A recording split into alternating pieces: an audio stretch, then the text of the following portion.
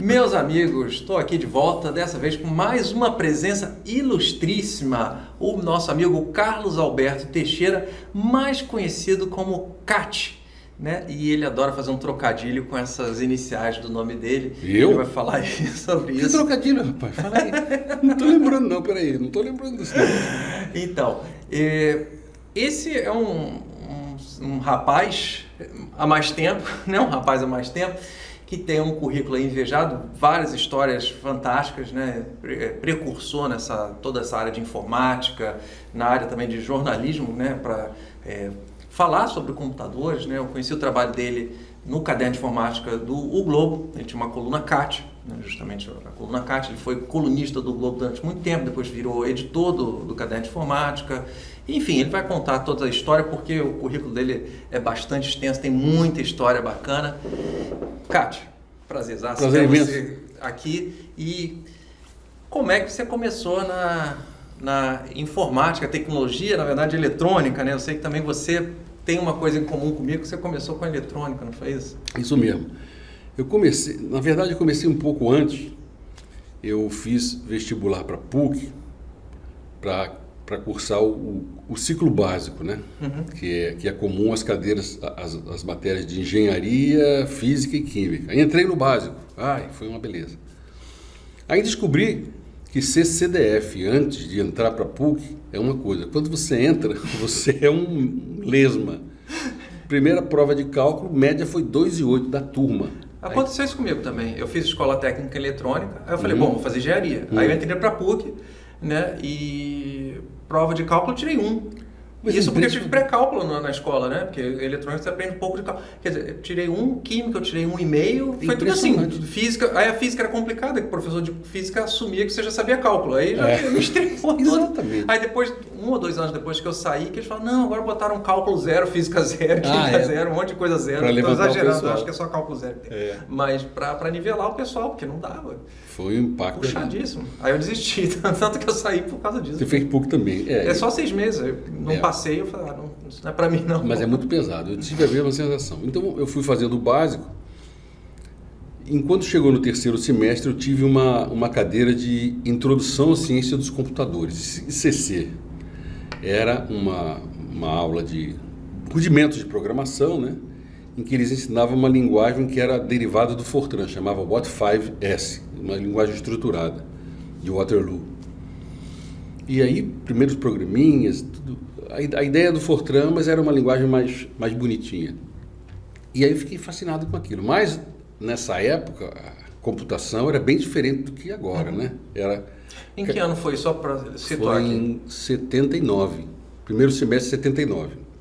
Foi o meu primeiro contato com o computador. Até então era só calculadora HP com notação polonesa, reversa. Então foi minha estreia e fiquei fascinado. O computador, na verdade, você não tinha contato com ele. Você escrevia o seu código em cartões perfurados.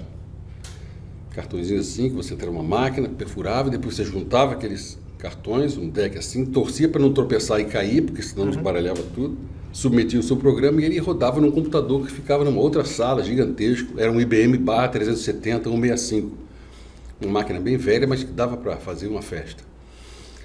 Esse foi o meu primeiro contato. No semestre seguinte, na primeira metade de 79, teve cálculo numérico, que era, você usava os ensinamentos dali para fazer aproximações e métodos matemáticos mais aplicados para engenharia. E aí eu já estava querendo não fazer engenharia, fazer física. Estava mais fascinado com física. Então comecei a cursar as cadeiras de física. E aí comecei a trabalhar. No semestre seguinte, fiz um estágio no acelerador Van de Graaff, que tinha ali nos fundos da PUC, perto da pedra, tinha um acelerador de partículas. E um equipamento fantástico. E lá embaixo do subsolo, junto da pedra onde foi erigido aquele prédio de 4 andares do Van de Graaff, tinha uma câmara. Eu era alpinista na época, então eu subia na pedra e descobri uma câmara que tinha umas escrivaninhas, umas placas. Eu cheguei perto, era tudo urânio. E tudo radiativo. Eu falei, mas que coisa fantástica. Aí peguei uma plaquinha, levei para o meu quarto de radiação. E ali eu tive contato com os terminais de acesso àquele computador que eu usava com cartões. Terminal 3270 da IBM, uma beleza, uma máquina linda. Lá dentro do departamento de física. Comecei a gostar daquilo e chegavam os professores lá que usavam uma linguagem muito doida chamada APL, uma linguagem simbólica, poderosíssima. E eu fascinado com aquele APL, falei, rapaz, eu tenho que botar a mão nesses terminais para sair daquele porcaria de perfurar cartão no subsolo do Rio Data Center. E descobri que no quarto andar da PUC tinha a sala dos terminais do pessoal da informática mais avançado, né? E comecei a conversar daqui, conversa dali e me imiscuí, fiz amizades lá dentro, comecei a usar os terminais e comecei a querer burlar o sistema, quer dizer, dar uma de hacker, não sabia nem o que era isso. Então eles interromperam o sistema de interação, que chamava TSO, antigo, aí passaram para o sistema de Cambridge, que era o Phoenix, e lançaram um novo sistema chamado Interact, que ninguém sabia nada, e eu peguei os manuais, comecei a estudar os manuais, e comecei a fuçar e roubar a senha de todo mundo da PUC. Aí eu tinha uma listagem com a senha de todo mundo, aí mostrava para os amigos, a senha do administrador aqui, é essa aqui, essa outra senha. Aí eu aprendi como construir contas. Já era querendo dar os voos mais audaciosos. Como construir uma nova conta com todos os poderes, chamava boi e vaca. Eu chamei a conta de boi e vaca. Com a conta de boi e vaca você assumiu o controle todo. Eu sei que de madrugada era um tal do operador subir correndo as escadas. Quem é o boi e vaca? Aí, não, boi e vaca? Tu tá maluco, rapaz? Aí o pessoal, ria.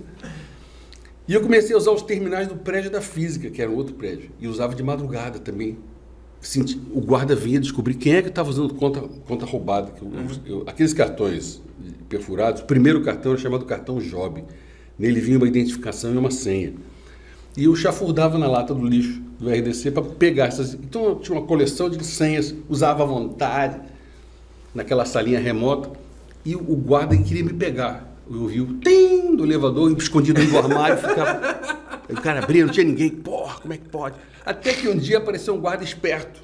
Ele veio de meia, pela escada. Me pegou. Me pegou, safado. E me levou, fez uma ocorrência. Deu uma cagada geral na PUC. Eu fui suspenso. O reitor me chamou, me deu um papel me suspendendo. E eu guardo isso até hoje, está até no meu site, como certificado oficial de hacker. Bom, aí tive a minha primeira namorada, tive um desgosto, a minha namorada me abandonou, meu mundo desabou. Quando o mundo desabou, eu comecei a questionar o que eu estou fazendo aqui nessa física? Porque como você falou, o nível dos caras era médio, eu estava no médio. E tinha uns caras que despontavam, todo mundo tirava 3, 4, tinha um maluco que tirava 9, 8 e não ia à aula. Aí o professor falou assim, você vem mais à aula para conversar com seus amigos. Ah não, professor, eu quero ficar em casa. Eu pensava, esses caras são os que vão realmente vencer e fazer pesquisa, e são os caras de ponta. Eu falei, isso não é para mim, e também não vai dar dinheiro. E ficava sabendo de um amigo meu que tinha largado a engenharia para fazer Projeto 15. Projeto 15 era um curso, é o P15. Para quem não conhece, era um curso profissionalizante, né, que não era um curso superior, mas te botava direto no mercado de trabalho. É o que virou depois, o pessoal citou, é tecnólogo em processamento de dados, que depois virou tecnólogo em informática. Exatamente. Aí eu larguei a física, tranquei matrícula, fiz o vestibular de novo, passei para o P15. Aí não deu um semestre, já estava trabalhando. Mas aí era programador, né? Trabalhava com PL1, Pascal, COBOL. Até que apareceram lá no RDC uns camaradas engravatados, conversando, me viram ajudando lá nos terminais também. Aí, você não quer fazer para nós os programas para Montepio, Beneficente? Eu falei, claro, vamos lá. Programa em COBOL. Aí comecei a trabalhar com COBOL. Aí na hora que eu entreguei o primeiro programa, o cara... Não vou te pagar agora, não, vou te pagar daqui a uns meses. Como, amigo? Era um cara safado, não vou nem falar o nome aqui. Aí eu falei, tá bom, vou te entregar a listagem. Entreguei a listagem para ele, ele não entendia nada, porque eu troquei todas as letras do COBOL. Eu falei, aqui está a listagem, programa pronto, rodando. Agora, eu só entrego fontes se você me pagar. Aí eu desembalo as letras e você vai funcionar. Aí o cara ficou muito zangado, pagou, aí eu desembaralhei e está aqui teu fonte, toma o seu programa. Bom, daí, esse foi um emprego informal, aí eu fui para o meu primeiro trabalho em sistemas, que foi também chamado lá na sala dos terminais do quarto andar do RDC, um camarada chamado Lucas Macedo.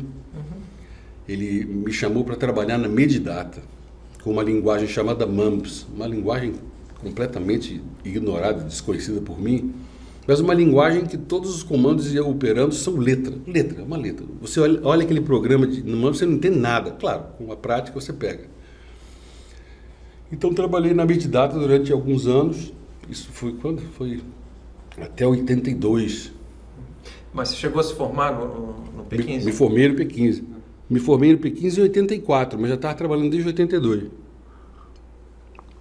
Então foi uma época muito, muito bacana.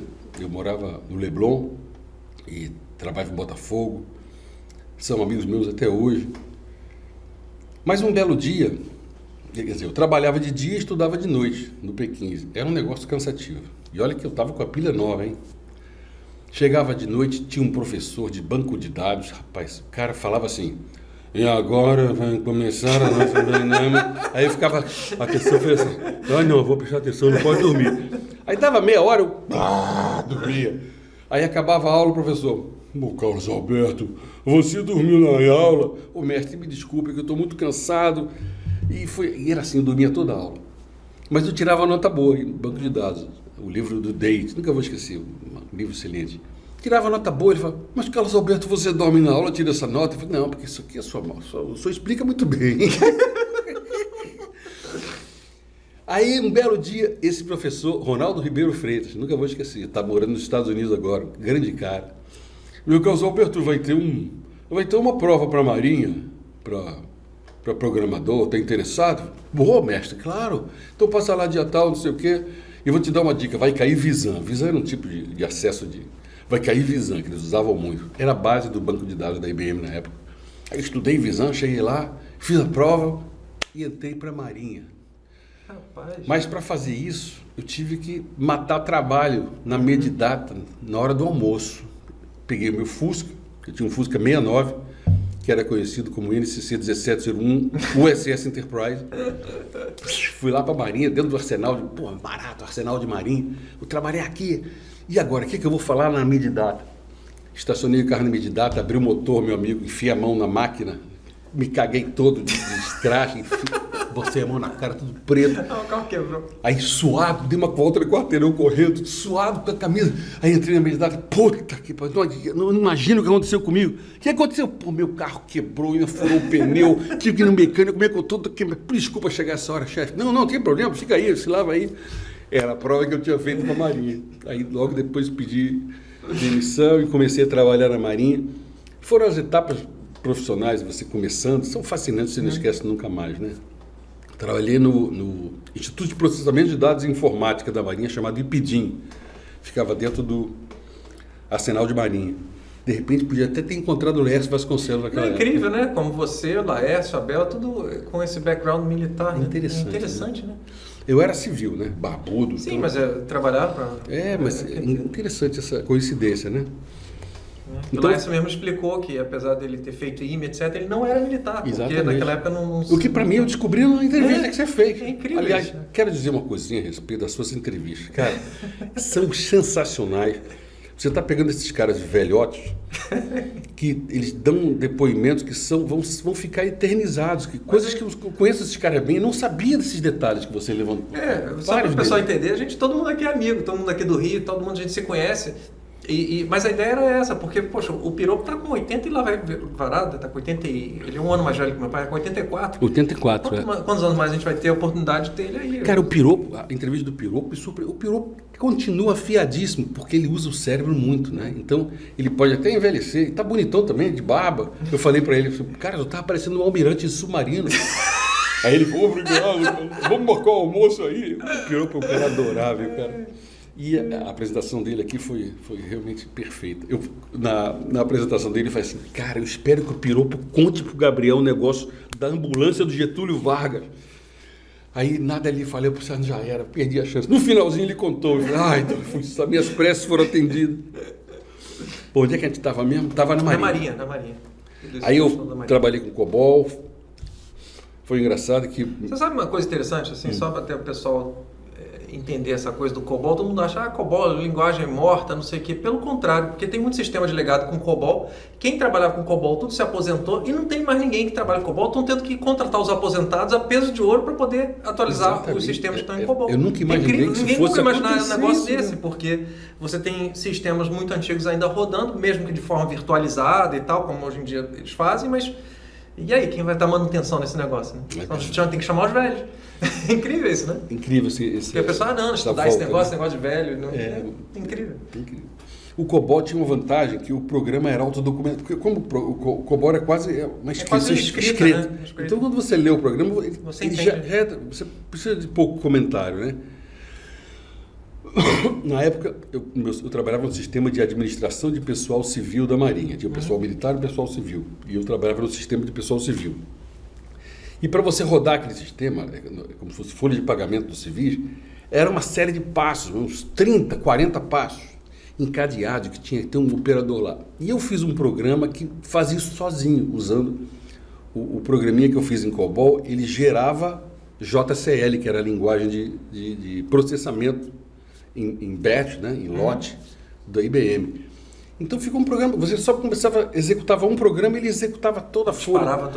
E as pessoas, o pessoal de lá, não entendi, cara. Aí, vamos fazer um fluxograma. O fluxograma era um formulário contínuo de 6 metros. Esticava no chão assim, não, olha só, nós estamos nesse passo aqui, vamos para aquele lá. Rapaz, os caras nunca entenderam aquele diabo daquele programa. Não sei se funciona até hoje, mas foi uma fuçada boa. Porque o pessoal não entende isso. Antes de ter computador, como é que o cara rodava uma folha de pagamentos? Quantos funcionários tinha ali, entendeu? É um negócio de louco. Aí os computadores, principalmente os grandes... O computador começou com o negócio de fundo de pensão, coisa de... Né, você estava falando lá do Monte Pico, que te chamou para fazer. Isso, coisas grandes, assim, que você tem que rodar alguma coisa com milhares de pessoas, que rodar aquilo na mão é quase que maluquice, né? E hoje em dia, para o pessoal... Hoje em dia é tão um lugar comum você falar em computador, banco de dados, etc. Banco de dados é um conceito... de grande flexibilidade. Naquele tempo, a gente não tinha isso, que era muito caro, o software da IBM, era só a área de finanças da Marinha que tinha o banco de dados. A gente trabalhava com processamento sequencial. Então, para você atualizar um cadastro, por exemplo, tinha um movimento que entrava com inclusões, alterações e exclusões, o cadastro, e você fazia uma rotina consagrada chamada Balanced Line. Balanced Line era um algoritmo bem complicado. Depois você pegava a prática, né? E ele pegava sequencialmente tudo e atualizava o teu cadastro de uma maneira assim maravilhosa. Era o algoritmo do velho Knuth, lembra? Donald Knuth, o fera dos algoritmos que são usados até hoje. Bom, lá no próprio IPDIM eu fui promovido a analista, que eu já tinha me formado. Então eu virei analista de sistemas, analista júnior, depois pleno. E eu trabalhava perto de um comandante chamado Comandante Mendes, que mexia com a parte mais avançada da Marinha. Ele era 01 de turma, virou almirante depois. E ele se metia nesses projetos mais assim, de ponta de lança. E ficou sabendo que em Niterói, na diretoria de hidrografia e navegação, estavam querendo transformar as cartas náuticas para navegação, que eram em papel, queriam produzir aquilo com computador. Então começaram a fazer um projeto assim, bacana, tinha uns papas lá do assunto, e perguntou se eu estava interessado. Eu falei, vamos lá ver, vamos lá. Então prepara uma apresentação aí e vai lá. Era civil barbudo, imagina, os caras detestavam barbudo na Marinha. Aí me mandaram lá para Niterói para fazer uma apresentação para um grupo pequeno. Os caras lá em Niterói, na DHN, que acabei adorando todos, mas no início era aquela coisa meio... Prepararam uma armadilha, puseram um anfiteatro com 300 pessoas para assistir uma apresentação, quando eu pensei que ia ser para 4, 5. Mas era tudo figurante? Não, era tudo querendo... Os alunos lá de geodésia, de oceanografia, todo mundo querendo saber como é que ia ser o sistema. E puseram... Fala agora aí, Carlos Alberto. Eu pensei, meu Deus do céu, sabe aquela primeira vez que você vai falar em público, nunca tinha falado em público. Gaguejei um minuto, soltei o verbo, os caras gostaram e me transferiram da ilha do Arsenal de Marinha, no Rio, para Niterói. Aí fui trabalhar em Niterói, peguei esse projeto do início, foi realmente fascinante o trabalho. Fui a Alabama para comprar os computadores que iam fazer isso, era da Intergraph. A Intergraph pegava o computador VAX, que era da Digital na época, o VAX 780, o VAX 11/780, era o melhor VAX que tinha, era chamado um mini computador, né? Poderosíssimo. E a Intergraph colocava um circuito especial chamado processador de arquivos, File Processor, que trabalhava com arquivos contíguos. O arquivo era um blocão, isso facilitava a velocidade de acesso, né? Com a cabeça de leitura. E em cima disso eles fizeram todo um sistema de computação gráfica. E era isso que a gente ia usar para fazer a carta náutica. Foi assim que começou o negócio. Então a gente projetava a parte gráfica, projetava o banco de dados, projetava todas as camadas, fazia tudo com georreferência. Georreferência já naquela época? Naquela época. Isso era 82, final de 82, 83. Sensacional isso. Mas a gente trabalhava com máquina grande, mas ainda assim o VAX era lento. Então a parte de banco de dados ficava excessivamente lenta, mas a parte de gráfica ficava muito boa. E na Intergraph tinha um cara chamado Luciano Dolenk, que ele inventou uma interface para trabalhar com Fortran e essa computação gráfica. Então você podia programar em Fortran e ter os seus resultados tudo parametrizado. Então eles fizeram um programa de desenhar a borda da carta náutica da Marinha. É uma peça de arte, tem uma série de minúcias precisas de desenho, de apresentação gráfica.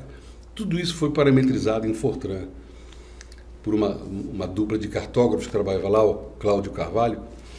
Então ficou um sistema muito legal. Depois passaram a fazer a produção da carta náutica, até que chegou 1986. Em 86, na Marinha, eles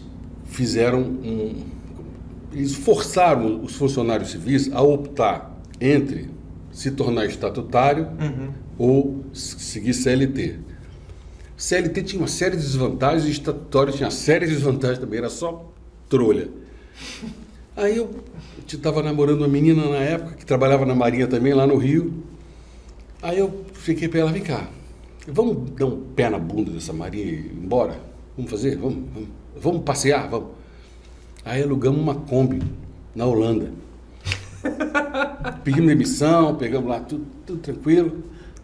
Tínhamos uma reserva, uma economiazinha. Alugamos uma Kombizinha que tinha geladeira, fogão, armáriozinho, era só isso. E aí ficamos 5 meses viajando. Que barato, cara. Morando na Kombi. Não ia a restaurante, não comprava roupa, é só supermercado e gasolina. E o mapa. Tá. Aí você ficou rodando a Europa nesses 5 meses? 13 países. Caramba, que muito legal isso. Cara. Foi justamente quando explodiu a porra do Chernobyl. Quando estava no ano que resolvo viajar para a Europa. 86, cara. 86, Chernobyl, aí aquela nuvem de radiação, eu não via nada mesmo, tudo bem, vamos ver. Aí rodamos tudo ali, ficamos Itália, tudo. Quando cheguei na Noruega, parei, tinha uma van escrito no vidro de trás, Rock in Rio. Falei, quê? Rock in Rio? Aí bati lá, o quê? Meu amigo, tudo bem? Inglês, né? Rock in Rio, fui lá. Porra, você é de onde? Sou do Canadá. Qual é o teu nome? Bruce. Bruce, porra, rapaz, como é que foi isso? Não, maravilhoso, o Rio, foi ótimo. E o que você está fazendo aqui, um canadense? Eu vendo carros. Cara, você vende carro? Como assim? Não. Eu vou para Detroit, compro um carro americano bem estiloso, trago para a Noruega, os caras compram na hora, pelo dobro do preço. Eu falei, o quê? Eu vivo disso, cara. Só faço isso. Eu falei, não é possível. Eu falei, porra. Tá com a profissão errada, né? Pois é. Aí, nessa época, passei em Londres, tinha um comandante da Marinha que me conhecia e falou, Carlos Alberto, vem trabalhar comigo, Amaral. Vem trabalhar comigo no banco de dados aqui em Londres. Eu te pago 2.000 libras. Eu falei, puxa, cara, é legal. Aí, falando com a menina, vem cá, mas se a gente comprasse um carro e fosse vender na Noruega, vai ganhar muito mais do que isso. Eu falei, não, Amaral, olha, valeu pra caramba, não vou querer. Aí comprei uma passagem para Nova York. Nunca tinha ido aos Estados Unidos. Pedi o visto, negado. Falei, o quê? Como é que eu vou comprar o carro? Aí escrevi uma baita de uma carta num papel explicando os motivos que eu precisava desse visto, aqui, entreguei de novo. Demorou umas 2 horas, cara, deu o visto. Aí fui parar em Nova York. Falei, pô, Nova York, vamos para comprar o carro de Detroit. Aí eu fui olhar o tamanho do mapa dos Estados Unidos. De Nova York a Detroit? Não tinha noção, nem olhei. Falei, não, Detroit não vai, Detroit compra e vai. Aí, cara, o Detroit é longe pra cá, meu Deus do céu, não vai dar. Vamos comprar por aqui. Aí entrei lá como se fosse o Touring Club, o AAA. Tinha um camarada lá que, mutretado, né? Falou, não, tá querendo comprar um carro? Não, tem um amigo em Nova Jéssica que vai. E meti no bairro de Nova Jéssica, comprei um Oldsmobile Cutlass Supreme 83, branco, lindo. Comprei. Aí saí dirigindo aquilo. Onde é que eu vou estacionar? Em Nova York, não vai dar. Enfiei no navio, mandei para a Suécia. Fui lá para a Suécia, acampei lá esperando depois 12 dias para chegar o carro. Então você botou o carro no navio, pegou um avião e voltou para a Europa? Não, eu botei o carro no navio e aí depois peguei um avião para a Islândia e para Stuttgart. Não, porque era mais barato, né? Eu paguei $110 para ir para a Alemanha, passando pela Islândia, para Düsseldorf, e de lá eu fui para a Suécia, de trem, né? Aí começou a saga, meu amigo. Era isso tudo sem emprego, né? Aí fui lá, consegui, peguei o carro. Demorou, sei lá, 1 mês e meio para vender aquele carro, porque o Bruce, do Rock in Rio, não me avisou, eu também não perguntei, em que época do ano você faz isso? Tem que ser no verão, que o sol desponta, os caras querem tudo. Os caras querem comprar carro, querem namorar, querem passear. Eu fiz isso, estava começando o inverno, os caras querem se matar. O brasileiro que não sabe que tem 4 estações no ano, né? Exato. Aí cheguei, queria vender o carro, falei, não, vai esfriar agora. Eu pensei, meu Deus do céu, eu não vou conseguir vender. Resultado, fui até o Nordkapp, no topo da Noruega, voltei, só consegui vender o carro em Oslo, um pouco abaixo do preço que eu comprei, tive prejuízo para uns muçulmanos que não sabiam que o carro era 6 cilindros, quando descobriram que era 6 cilindros, queriam melar um negócio, eu peguei o dinheiro, rapaz, fugi daquele camping e nunca mais voltei. Os caras devem estar com raiva de mim até hoje. Bom, eu pensei, vamos voltar para casa, porque estou quebrado, só tem um carro para vender no Rio, voltar para conseguir um trabalho. Quando cheguei no aeroporto, um amigo meu que era da Medidata chegou, Carlão, tem um cara na Cobra querendo um chefe de computação gráfica. No aeroporto, Gabriel, eu não acreditei, dei muitas graças a Deus. Até Deus me ajudou muito, meus anjos da guarda. No próprio aeroporto, peguei o contato, fui parar na Cobra e comecei a trabalhar na Cobra. Agora conta para o pessoal o que é a Cobra. Cobra. Cobra, né? Computadores brasileiros. Era empresa típica da época de reserva de mercado. Enfim, conta o pessoal também. Explica o pessoal o que era reserva de mercado, por que existia a Cobra. Né? A Cobra era uma empresa de computadores brasileira, mas ela tinha uma importância muito maior naquele tempo, em que era proibido você importar computadores, componentes, placas, tudo era proibido. E era chamada reserva de mercado. Você tinha que fazer aqui no Brasil o máximo possível e produzir os computadores aqui. Então isso era feito na Cobra. Então o que eles faziam, até o Laércio comentou aqui, eu me lembro, você pegava um computador estrangeiro, fazia engenharia reversa. Eu tinha uns amigos que compravam placas em Taiwan, traziam, descascavam a placa, porque a placa de circuito, onde você bota os componentes para funcionar a eletrônica, ela é multicamada, são 6 camadas, uma placa, né, naquela época. 6 camadas, você tinha que descascar aquelas camadas, escrever o circuito que você via nas trilhazinhas de metal e tentar reconstituir a lógica do hardware daquela máquina. E isso os caras faziam já com prática.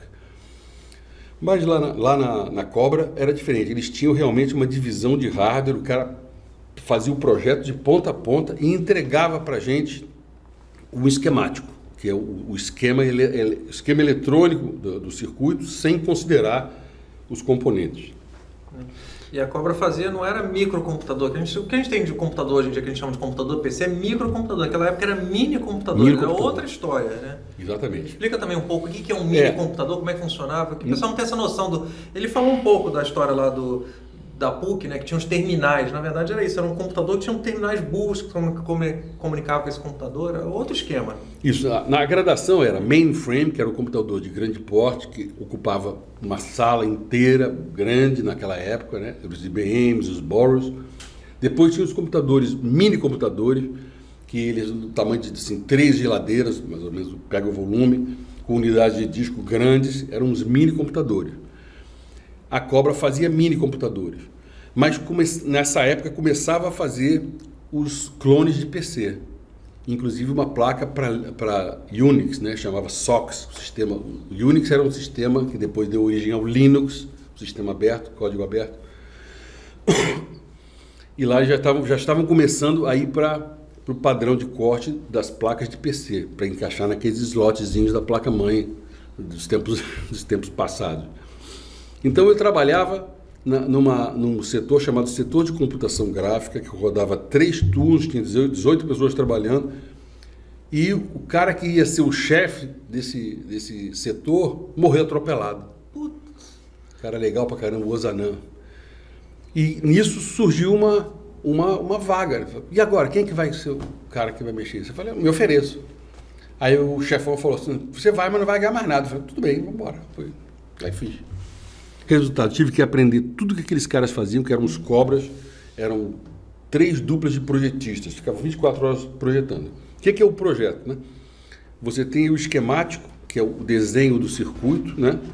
Você tem que pegar aquele desenho e construir uma placa de computador que tem aquele circuito ali. Então você posiciona os componentes e desenha trilhas de metal, que são os fios, né, que vão ligar os componentes, colocados em 6 camadas paralelas, e é um negócio bem complicado. Então a nossa equipe fazia isso, produzia as placas que saíam para testagem. E a placa era, a gente plotava a placa significa que tinha lá embaixo, tinha uma máquina que desenhava esses fios, mas não desenhava em fio, desenhava em offset, né, um fotolito. E esse fotolito virava a placa e no final essa placa ia para teste, ia para produção e aí o computador era produzido. Então a gente estava bem no início da cadeia de produção das placas de computador da Cobra. Era o departamento chamado Divisão de Engenharia do Produto, que vinha logo depois da divisão de hardware, né? Hardware mandava o projeto para a gente transformava o esquemático numa placa, e essa placa era produzida, testada e ia para a produção. Aí começava a produção. Nessa época, aquele meu professor que me chamou para fazer a prova na Marinha,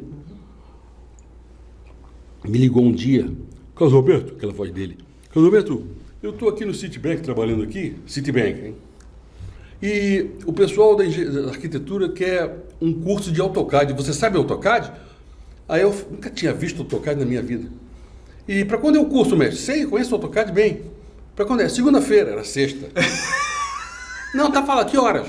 9h30. Tô aí, falou. Porra, aprendi AutoCAD no fim de semana. Aí catei tudo, não sei o quê. Fui para a Cobra. Na Cobra tinha um XT. Um PC XT, quantos MHz? 477, né? 477 MHz, rodando o AutoCAD versão 2.3. 477 não é 477, não. É 4,77. Tá? 4,77 MHz. É um clock que parecia de pêndulo. Um clock de pêndulo de relógio cuco. Tão lento. O HD, Gabriel, era 10 megas. Com 10 megas você fazia a produção toda de placas da Cobra, rodando o circuito, os esquemáticos lá no Orcad, que era o sistema... Usei muito Orcad. Usou? É mesmo? Usei muito. Na década de 80, começo da década de 90. Programinha safado de bom, né? Você fazia o esquemático, como explicou. Em vez de você desenhar, né? Que era feito na mão, você desenhava no... Botava as ilhas, né? Que são os pinos, onde vai entrar os pinos, e fazia, aí você puxava. Depois era só imprimir. No nosso caso, a gente não fazia, imprimia em papel vegetal, que dá o equivalente a um fotolito, e depois você fazia. Para nós, além de imprimir, a gente gerava netlist, que era a lista de ligações. E essa lista já ia digital para dentro do nosso sistema da Intergraph, que fazia o posicionamento e o roteamento das trilhas. Bom, o Ronaldão liga para mim, Roberto, e aí, vai dar o curso? Perfeito, mestre, conheço o AutoCAD, segunda-feira, 9h30, estou aí. Aí estudei, cheguei lá, dei o curso e descobri o seguinte, eu estava dando curso para pessoas adoráveis, mas que não sabiam nada. E eu já tinha vivência, entendeu? Então, tudo que eu ensinava para eles é novo. E para mim era novo ontem, mas não era mais. Então, eu ia dando curso, demos o curso completo de AutoCAD. E aí foi o momento que alguém conversando, por que você não... Comecei a ganhar dinheiro com aqueles cursos no Citibank, dando consultoria para o Citibank. Depois, no Citibank, um camarada me apontou para a Shell, para fazer a mesma coisa na Shell. Aí eu conheci um grande amigo, grande cliente, o Eduardo Pena. Isso que é interessante, né? A gente começa a entrar no mercado profissional, você faz um bom trabalho, um começa indicando para o outro, indicando para o outro. Exatamente. Né? Não precisa fazer propaganda, eu fui atender um cliente lá que era um senhor... Às vezes você precisa só de uma porta de entrada só. para um bom cliente, né? E fazer um trabalho decente. Esse senhor era um senhor russo, velhinho, que morava ali perto do Jockey. Ele tinha um catálogo de telex. Imagina que coisa perecível, né? Aí eu fui visitar esse senhor na garagem, ele morava ali. Na casa dele tinha 2 Mercedes e uma BMW. Nossa, que homem rico. Aí eu cheguei, vem cá, como é que o senhor ficou com essa fortuna? Aí ele falou assim, meu menino, é só você ter palavra e manter o prazo. É só isso. Tem palavra e mantém o prazo. Isso não tem erro. Eu falei, isso me marcou, Gabriel. Incrível, né? Me marcou. Coisa simples, uma frase de uma pessoa bem-sucedida que fica. É o cara ter caráter, ter palavra e manter o prazo. Isso, para mim, pautou minha vida profissional toda, cara. Para mim, mudou minha vida. Bom, o fato é que eu comecei a fazer dinheiro e percebi que eu comecei a ganhar mais fazendo esse serviço por fora do que na cobra.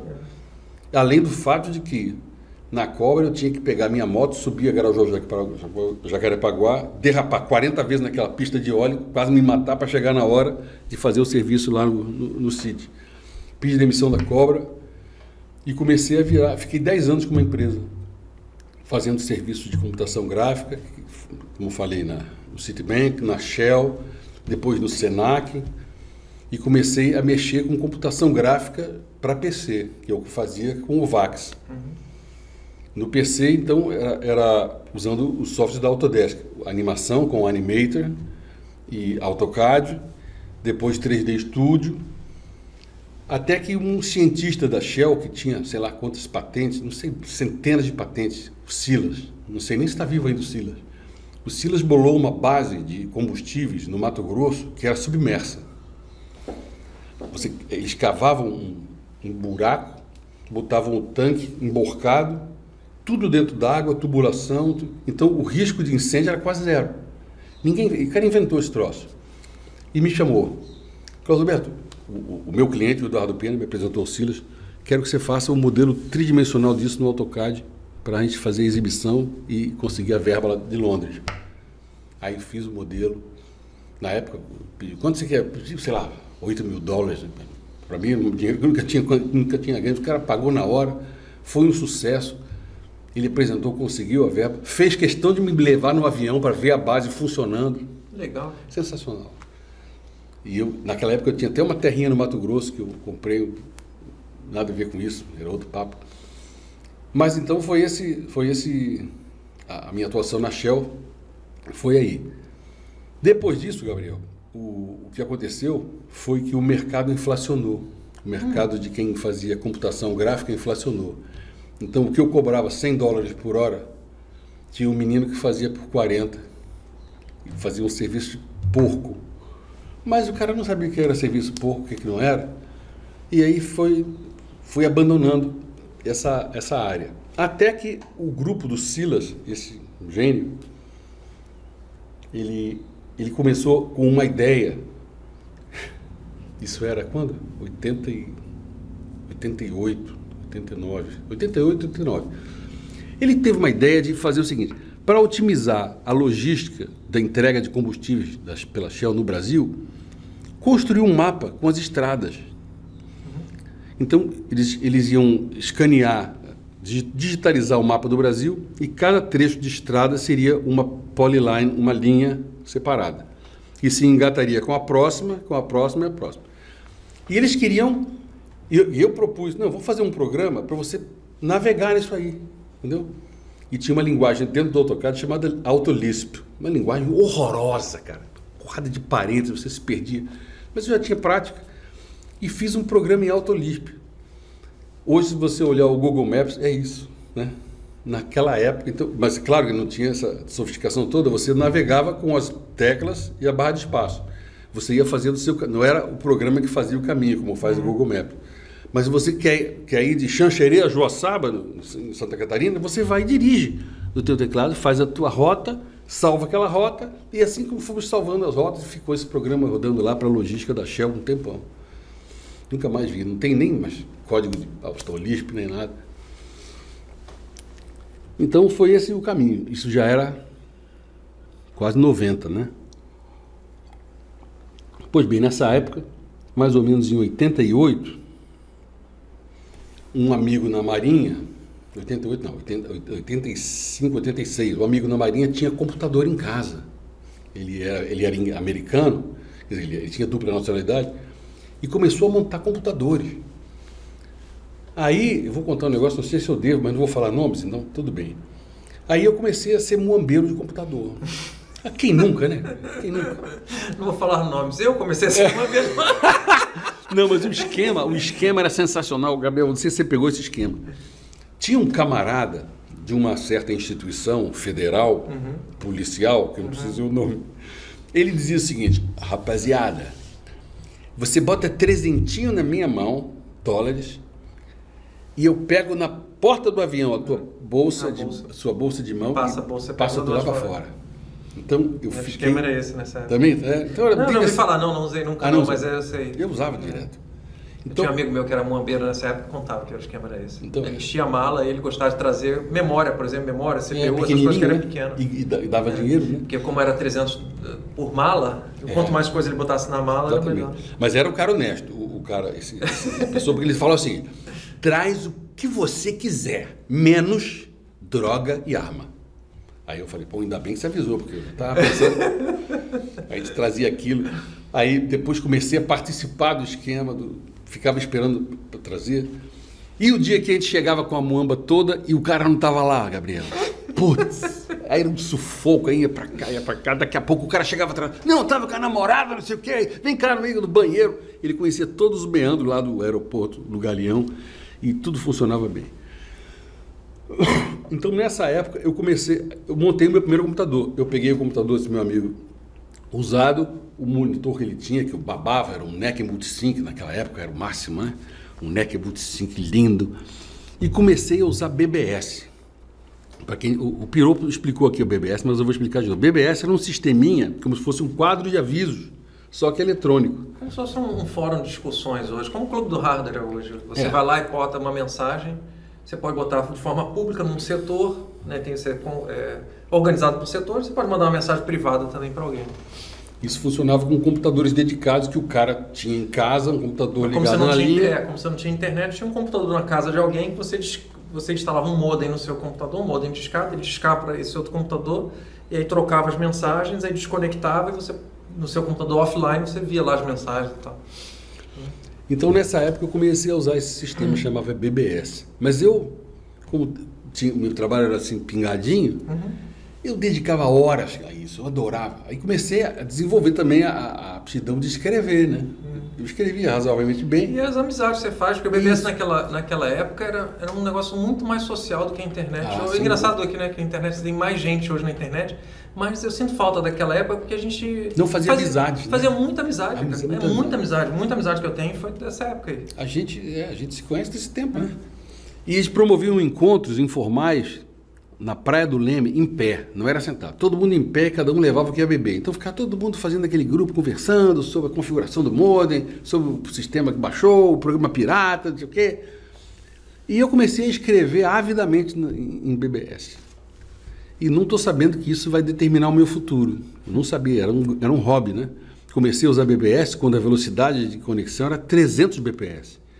Então, 300 bps, você pensa numa tela em que a 300 bits por segundo. Bits por segundo. Você falar, não é megas. Não, é mega, era bit. 300 bps, você via a linha sendo escrita assim. Aí tu ficava para encher a tela no sufoco. Aí os caras pediam assim, assina antes, porque vamos assinar no final, aparece o nome só no final. Eu assinava antes. Então era muito lento. Mas com isso a gente foi montando uma rede de amigos e eu não sabia que, em paralelo, uma jovem senhora chamada Cora Honey tinha uma coluna no Jornal do Brasil chamada Circuito Integrado. Ô, meu amigo, obrigado. Circuito Integrado era a coluna da Cora.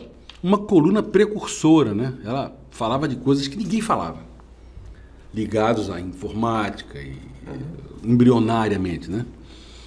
E a coluna dela foi descontinuada no JB, então ela fez algum contato com o jornal O Globo e lá ela propôs a criação de um caderno de informática. E então agora tinha que preencher o plantel, né? Quem é que ia trabalhar nisso? Então ela reuniu uns amigos na casa de um conhecido dela chamado Jorge Wismar, que hoje mora lá em Los Angeles, um grande cara. Reuniu na casa dele, no Alto Leblon, um lindo apartamento, um monte de gente que nos conhecia. Era Gravatar, acho que o Piropo estava lá também. E eu entrei também lá, não sei para quê, vamos lá, vamos conversar. E a Cora virou para mim e falou assim: Carlos Alberto, você quer escrever sobre BBS? Eu falei, tá bom, escrevo. Resultado, virei colunista do Globo naquele dia. No dia 4 de março de 91, saiu a primeira edição do Caderno de Informática, e já tinha a coluninha do CAT lá, toda semana tinha uma colunazinha. Não ganhava nada, era uma mixaria, né? Ganhava R$150 por coluna, não era nada. E eu estava trabalhando em outras coisas, aquilo era um hobby, né? Mas não sei como é que foi. O meu pai, falecido, Deus o tenha, do qual eu roubei a sigla CAT, que ele também era Carlos Alberto Teixeira, só que no meu nome tem filho no final. Então o CAT pai, sem querer, me influenciou e eu acabei me convertendo de homem de sistemas para jornalista. Continuei na minha coluna e comecei a cobrir eventos, né? Que às vezes tem uma viagem aqui, a Cora vai. Não, ao mesmo tempo tem uma viagem que vai ao Gravatar. E sobrou uma viagem aqui. Quem vai? Cátia, quer ir? Falei, vamos lá. Aí tirei o visto, comecei a viajar cobrindo evento. E Gabriel sempre querendo trabalhar na redação. Meu sonho acabou sendo ser igual ao meu pai. Eu ia para a redação, não ganhava nada, ficava lá fechando o caderno sexta-feira, queria ficar naquele meio para ver se alguém chamava, né? Não, já que você gosta disso aqui, fica aqui com a gente. Não aconteceu, cara. Fiquei anos, sei lá quantos anos, de 91 a 2009, assim. Só ia lá de vez em quando para ver o fechamento, ajudar, mas continuava fazendo minha coluninha, cobrindo os eventinhos. Até que em 2009, a minha amiga Elis Monteiro ficou grávida. Precisava de alguém para cobrir as férias. Aí eu falei, aí a Luciana, minha mulher, depois eu tenho que entrar no capítulo Luciana, que é especial. A Luciana, apareceu essa vaga, eu falei, Luciana, era jornalista também, Luciana, não quer cobrir a vaga da Elis? Aí ela falou, ganha muito pouco. Falei, tá bom. Aí eu falei, eu quero. Ganha pouco, mas eu não estou ganhando nada, vamos lá. Cobri as férias dela, aí ela voltou, aí eu trabalhei na redação pela primeira vez, e um tempo depois dei uma quizumba lá, mandaram um monte de gente embora, mandaram eles também, e sobrou a vaga dela. Aí alguém me chamou, eu estava na China até, cobrindo um evento do IDF lá, não, HP. E aí, da mesma maneira, eu perguntei, Luciano, tem uma vaga no Globo, tu quer? Não, paga muito pouco. Aí eu falei, essa minha namorada é muito metida. Então eu comecei, aí virei repórter de carteira assinada do Globo. Isso foi em 2009. Mas posso voltar para 2005? Não, vamos voltar até antes. Como é que era a sua coluna? Porque você começou escrevendo BBS, mas óbvio que teve que evoluir para a internet, teve que evoluir para outras coisas. E chegou um ponto que eu lembro que a sua coluna, você falava de tudo, quer dizer, você falava um pouquinho daqui, um pouquinho da lá. Exatamente. Como é que foi essa evolução? Começou escrevendo sobre BBS. Era um assunto, não deixava de ter assunto, tinha assunto certo. Mas começou a aparecer a internet, que era Bitnet na época. E eu não sabia direito o que era Bitnet. Até que em 92, um amigo meu, dois amigos meus, o Américo e o Peter Hall, que já faleceu, Deus o tenha também, me chamaram na PUC para ver lá como é que era o sistema que eles usavam, que era a internet. Eram estações de trabalho grandes da internet, nem existia web ainda, ligadas na internet, e me deram um manual, Zen and the Art of the Internet, Zen e a Arte da Internet, do Brandon Cahill. e explicava o que era e-mail, o que era FTP, o que era endereço de e-mail, arroba, não sei o quê. Aí eu fiquei fascinado, eu falei, cara, isso vai explodir, cara, isso vai explodir, isso vai ser um... E, rapaz, 2 dias depois, eles me deram uma conta, lá na PUC. cat@puc-rio.br, nunca vou esquecer.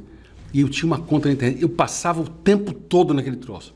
Ia de noite, varava a noite, ali ficava estudando aquele troço, aprendi Unix, é fascinante demais. E eu já estava escrevendo para o Globo. Então eu pensei, pô, as pessoas têm que saber o que está acontecendo. Então eu comecei a explicar o que era e-mail, o que era FTP. Fui a primeira pessoa profissional a escrever sobre internet no Brasil. Aí as pessoas antes com da dúvida. internet, quer dizer, porque o que eles chamam de internet era uma coisa pré o que a gente chama hoje de internet. Porque dizer, não era aberto ainda. Não era aberto, exatamente. Era restrito ao ambiente acadêmico, né? Nas universidades tinha isso. E começou a existir uma interface entre a internet e a BBS, chamava Fidonet, né? Lembra? Então você podia ter um endereço de e-mail dentro do BBS, e você podia falar com pessoas de fora. Então eu comecei a ter contato com pessoas de outros países que participavam da Fidonet. Consegui um camarada na Belarus, né, Bielorrússia, que chama hoje. Tinha um cara na Rússia que trocava conversinha comigo. Até que apareceu como é que é o nome daquele primeiro provedor de internet que teve? Ibase, né? Ibase. Alternex. Alternex. Alternex. Ibase era a ONG que eu estudei. Isso. Foi em 96. Mas antes disso, em 93, eu já tinha meu endereço e naquela época não existia Google, não existia Alta Vista, não existia Lycos, que eram as máquinas de busca. Existia uma máquina de busca bem rudimentar chamada Gopher. E eu queria viajar para a Islândia, para passear, porque a primeira vez que eu fui foi só para passar de um continente para o outro. Queria ir para a Islândia, em 93. Aí pensei, eu vou perguntar para o pessoal cujo e-mail acaba com .is, que são o pessoal dos islandeses, e comecei a procurar e-mails da Islândia, mas não conseguia. Então eu fui no Golfo e botei assim, liste para mim todos os e-mails islandeses que tenham a letra A. Aí vieram 400 mensagens, 400 e-mails. Falei, agora? Vou fazer um spam. Nem sabia que era spam na época. Aí escrevi uma mensagem, olha, eu vou com a minha namorada para a Islândia, eu sou do Brasil, vou alugar um carro, vou comprar alugar uma barraca de campo e quero visitar a Islândia toda. Aí mandei para essa lista de 400 nomes, 400 e-mails. Eu pensei, respondeu uns 2 ou 3. 200 caras responderam. Aí eu pensei, como é que eu vou dar conta disso? O primeiro cara que respondeu foi um cara chamado Pietrus. Ele era o administrador da rede da Islândia. Não, Pietro, o nome dele, significa Pedro. O Pietro, rapaz, me deu uma bronca. Falou, olha, em inglês, né? É um absurdo você usar a internet para fazer viagem turística, para querer pegar dica de turismo. É um absurdo. Nunca mais repita isso, especialmente aqui no meu país. Aí eu, pô, o que eu fui fazer? Cometi um erro, um gafe. O Pietro, nunca levei uma bronca tão bem dada. Cara, muito elegante, mas uma bronca rasgou, né? Aí eu fiquei abalado. Segunda mensagem. Ah, você é do Brasil? Traz limão e cachaça? Aí eu, tá bom. Açúcar a gente tem aqui, né? Era um açúcar estranho, mas tinha. Tá bom. Aí outro. Ah, você vem do Rio, do Brasil? Vem aqui em casa jantar com a gente. Aí eu, tá legal, vou. Aí outro, que morava no sul da Islândia. Nossa, eu vou viajar pro norte nessa época. Vamos viajar junto? Aí, tá bom. Resultado. O primeiro e-mail foi péssimo. Os outros todos eram amistosos. Todos. Aí tinha uma outra chamada Ana Lind, que morava lá do lado de um vulcão, no meio de 2 geleiras. Não, quando você passar aqui, passa no correio e eles vão me encontrar. Então, quando eu fui para a Islândia... Você tinha um monte de amigo virtual. Já tinha todo lugar para ir, já tinha programa para fazer, para ficar na casa de um, para ir... Levei a cachaça, levei o limão. Fiz uma amizade danada. Tenho amigos da Islândia até hoje. Isso que é sensacional, esse começo da internet era muito mais assim... Era lúdico, né? Era uma coisa assim, idealista. As pessoas estavam querendo se conectar porque não tinha ainda essa conexão, então o pessoal estava querendo isso. Né? Fascinava a todos, né, Gabriel? Acho que hoje em dia talvez caiu na vala comum, lugar comum, o pessoal não dá tanto valor em relação a quando não tinha, né? Essa facilidade de comunicação. Agora o pior foi no final das contas, que eu voltei, aquelas amizades, aí me manda um e-mail, quem, meu amigo? Pedro. Mas, Carlos, você não passou aqui em casa? Você nem me visitou? Eu pensei, mas que filho da puta, o cara não me visita. Aí eu falei, Pedro, você me deu uma bronca da Ana visitar você, eu quero nada contigo. Foi engraçado. Engraçado. Ele viu todos os professores, na verdade eram professores, né? Ele viu todo mundo falando, não, o Carlos veio aqui, eu cheguei na agência de correio, eu queria falar com... Aí a mulher me olhou, a mulher da agência, você deve ser o Carlos. Eu falei, como é que sabe? Ana Linde está esperando você, pode pegar essa rua, você vai lá e vai... E assim mesmo. Muito legal, né? Ainda mais a Islândia, que é um país pequeno, todo mundo é primo, né? É pequeno, mas foi o lugar mais bonito que eu conheci. Foi legal demais. Isso foi em 93. Você sabe como funciona esse mercado, né? O jornalista de tecnologia, ele é babado ovo, né? Ele recebe as viagens, recebe equipamento para testar. Aí você vai devolver, os caras falam, não precisa devolver, não.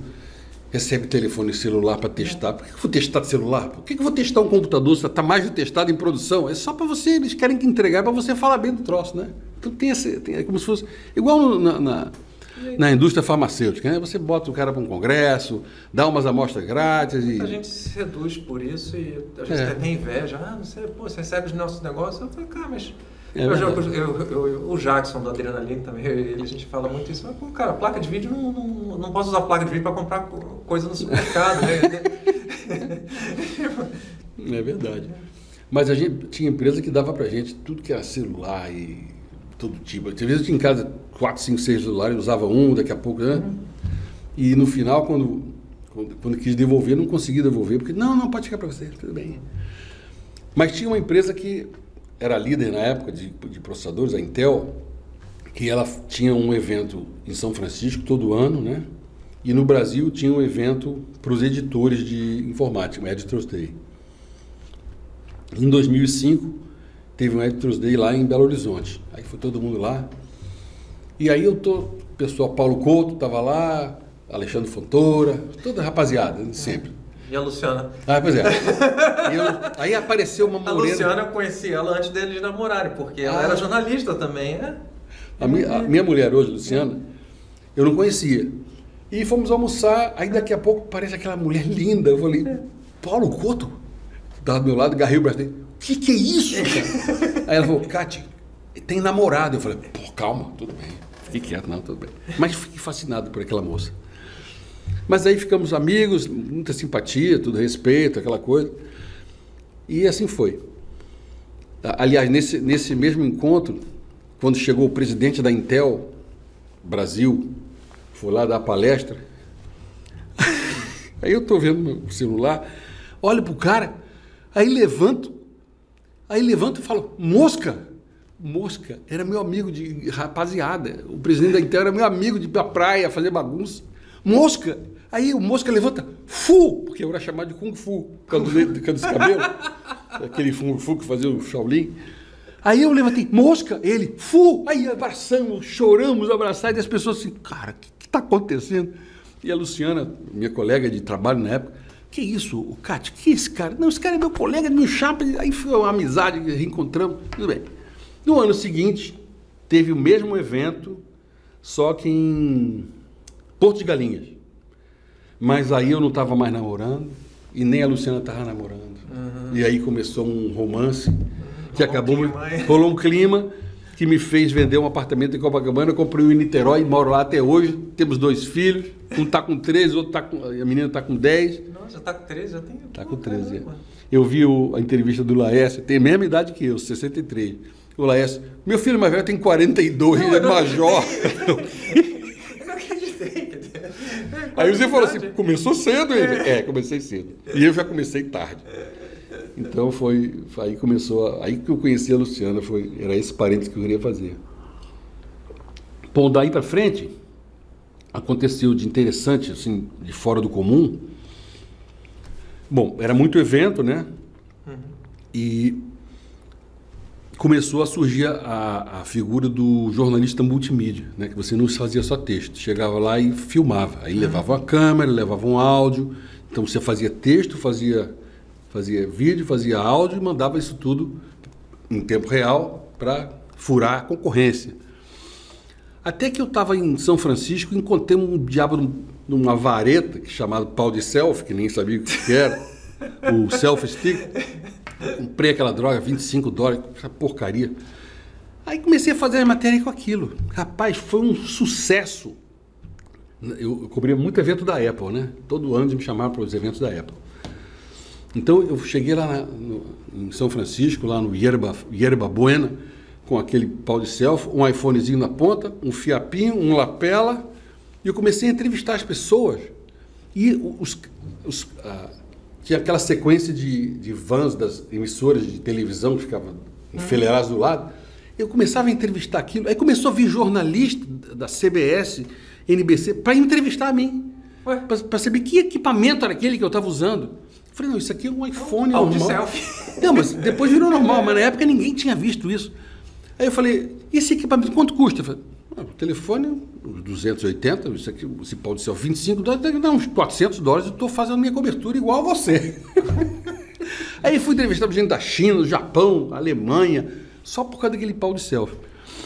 E no evento da Intel, foi engraçado, que eu levei o meu selfie stick com um iPhonezinho, que devia ser o iPhone 4, sei lá, e Paul Otellini, que era o presidente da Intel, ia dar uma coletiva. Então tinha 150 jornalistas, Paul Otellini sentado aqui, e eu com um pau de selfie, gravando no celular. Aí encostei nele com o pau de selfie, ele olhou assim, falei, Mr. Otellini, professor Otellini, como é que o senhor vê a mudança dos processadores e o quê? Aí ele olhou assim e falou, mas ele olhou para o pau de selfie e falou assim, isso que é tecnologia. Aquele cara que era um bamba da Intel olhou para aquela bobagem e falou, isso que é tecnologia. E os jornalistas putos, né? Porque eu furei. Aí fiz uma entrevista ótima com ele, abracei, tá valeu, tá bom. Fui embora e foi a primeira entrevista com o pau de selfie. Foi um sucesso lá na redação. E depois cobrimos vários eventos em Barcelona. E era muita coisa, muita novidade. Sabe que o ritmo é intenso, né? Pois é, assim, eu gostava muito de viajar, mas chegou um ponto que eu não aguentava mais, entendeu? É cansativo. Cansativo, né? Você viajava mais do que eu, então imagina. Agora, era bom para trazer muamba, meu amigo, né? Já não tinha mais aquele esquema do cara da Federal, não tinha mais nada disso. A gente trazia o que podia trazer. E geralmente eu fazia o seguinte, eu trazia, o limite era $500, né? Aí eu trazia assim, $2.500. Mas eu declarava 700. Então eu pagava aqueles 200 acima da cota, metade, e fazia a planilha, imprimia tudo, chegava, entrava na fila, aquela fila que tem que declarar, né? Aí declarava tudo, e os caras, já que você está declarando, você está pagando, ia lá no Banco Safra pagar o negócio, e entrava com tudo normalmente, não tinha problema nenhum. Mas já teve vez, Gabriel, de trazer o laptop enfiado na calça. Enfiado dentro da cueca. Cada história que eu vou te contar, cara. Até que surgiu de acompanhar, de fazer uma matéria com uma empresa de Luxemburgo de satélite. Olha que interessante. Muito legal. A SES. É uma das líderes. Aliás, você não foi no Cazaquistão? Você não foi no Cazaquistão? Aproveita e conta. A história do Cazaquistão também, é muito interessante. É isso mesmo. Tem a Intelsat, que foi o primeiro que existiu no Brasil, a empresa de satélite mundial, né? E algumas outras, e tem essa SES, que é em Luxemburgo. E esse cara veio aqui, o Marcos Paia, veio aqui almoçar comigo no Rio Branco 1, conversamos, eu fiquei sabendo da operação deles. E aí ele falou, não, estou com uns dias livres aí, o que você sugere que eu faça, Carlos? Eu falei, olha, para mim, tu vai a Niterói ver o MAC, o Museu de Arte Contemporânea. Qualquer guia leva você aqui, Corcovado, Pão de Açúcar, mas lá você não vai. Pega o ônibus tal, atravessa a ponte, salta no lugar tal, pega esse, tu vai ver o MAC. O cara foi no MAC, ficou pirado, porque é um design lindo, né? Maravilha. Mas, Carlos, não conheço ninguém que tenha visto essa coisa linda, parece uma nave. E no almoço... E o melhor de tudo é a vista do Rio de Janeiro. Exato, a vista do Rio, aquela Bahia linda, o Pão de Açúcar lá, o Corcovado à distância. E durante o almoço eu falei, Marcos, rapaz, ele é alemão, mas fala francês, fala alemão, fala inglês, fala tudo. O cara é um gênio. É o chefe de comunicação da empresa SES, que é essa de Luxemburgo. Eu falei, Marcos, uma coisa que eu queria ver era um lançamento de satélite. Meu sonho é esse. Ele ficou claro. Isso foi em 2011. Em 2012 ele me liga: Carlos, vai ter um lançamento de satélite. Vai ser o SES-5, lança de Baikonur no Cazaquistão. Eu falei, porra. Então você vai primeiro para São Petersburgo, na Rússia, fica lá uns dias e quando estiver pronto você vai para o Cazaquistão ver o lançamento. Aí fui para São Petersburgo, no verão, cara. Você nunca viu tanta mulher linda na sua vida, cara. Coisa... Mas eu era casado já, então eu só observava. Aí, Luciano. Não, mas eu falei para ela isso na época. Mas sabe, as pessoas, a temperatura legal, sabe? Então, os caras e as meninas, todos vestidos bonitinho, passeando, e ninguém usando casaco, sabe? Uma cidade linda, linda, linda. Mas, eu fiquei lá, tipo, uma semana, pouco mais de uma semana. Mas começou a dar pau no satélite, sabe? Os testes estavam revelando defeitos. Isso é comum. O satélite SES é a ogiva de um foguete Proton, chamado Proton, um foguete russo, super consagrado, né? Voa desde, sei lá, 1900 e bolinha. E não dá erro. Agora, o satélite estava dando problema. Então, testaram, já, e protelando a permanência dos jornalistas. Era um grupo de uns 30 jornalistas do mundo inteiro. Até que chegou um momento e falou assim, ó, não vai dar para manter vocês aqui com esses defeitos. O satélite será lançado, mas não vai dar para fazer eles esperarem. E todo mundo voltou com uma frustração tremenda. Aí, foi horrível. Nessa época, o caderno de informática não existia mais no Globo. Ele foi absorvido pela editoria de economia e se transformou em revista digital. Uma publicação que tinha um encarte às segundas-feiras, muito bacana, de um visual maravilhoso. E aí foi essa frustração. No ano seguinte, 2013, o Marcos me liga de novo. Carlos, quer tentar ver o lançamento de novo? Eu falei, claro! Aí fomos para Moscou. Em Moscou, esperamos um tempo. E aí foi dado o sinal verde, nós pegamos um avião fretado para Baikonur. Baikonur fica no Cazaquistão. Cazaquistão é um lugar que não tem nada. Só tem tatu e formiga, nada. É um plano assim, tatu, formiga, formigueiro e uma base de lançamentos da antiga União Soviética. E o lançamento era promovido e gerenciado por uma empresa da Virgínia, ILS. Aí eu conheci o pessoal da ILS, o Sergei, o Vladimir, os caras que são meus amigos até hoje. E lá presenciamos o lançamento do satélite SES-6. E eu tive que fazer uma lábia com a minha editora, a Cristina Alves, lá no Globo, da Economia, era a editora da Economia, que eu precisava fazer essa viagem porque é uma coisa que eu queria, né? Uhum. Ela, mas vai dar matéria? Eu falei, claro que sempre dá matéria. E eu não sabia que esse satélite tinha sido comprado quase inteiro pela Oi. Caramba. O satélite SES-6... Então foi só uma coincidência. Eu não sabia. Aí quando sentei no primeiro jantar, estavam lá os cientistas da Oi, estavam lá, uma menina, um senhor, que eu esqueci o nome de todo mundo, mas tudo gente finíssima. O que vocês estão fazendo aqui? Não, nós compramos o satélite quase todo. O quê? A minha matéria está pronta. Então lançaram e eu soltei esse negócio em primeira mão.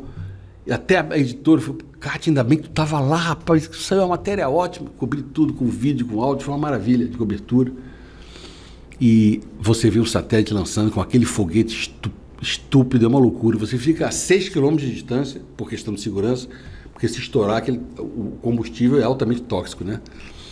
Então você fica num lugar chamado Proton Club, Clube do Proton. Todo mundo lá comendo coisinha, vai lançar. Aí tu vê o foguete lançando, a uma distância imensa, as suas entranhas tremem, cara. O barulho, especialmente quando ele vira a bunda para você estar mais alto, fica uma onda estacionária de... Isso a 6 km de distância. A 6 km, inacreditável a potência daquilo.